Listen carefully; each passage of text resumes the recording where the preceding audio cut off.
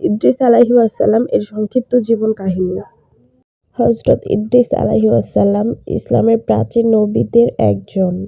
তিনি হযরত আদম আলাইহিস সালাম এর বংশধর ছিলেন। তিনি ছিলেন অত্যন্ত জ্ঞানী, ধৈর্যশীল ও পরহেজগার। বলা হয় তিনি প্রথম কলম দিয়ে লেখা শেখান এবং মানুষকে জ্ঞান অর্জনের গুরুত্ব বোঝান। এছাড়া তিনি মানুষকে আল্লাহর ইবাদত, সত্য কথা বলা এবং সৎ জীবন যাপনের দাওয়াত দিতেন। ইদ্রিস আলাইহিস সালাম সবসময় মানুষের মধ্যে ন্যায় ও সত্য প্রতিষ্ঠা করার চেষ্টা করতেন। তার জীবন ছিল ইবাদত ও সৎকর্মে পরিপূর্ণ। আল্লাহ তার উচ্চ মর্যাদা দান করেন। কুরআনে উল্লেখ আছে যে আল্লাহ তাকে উচ্চ স্থানে উন্নতি করেছেন।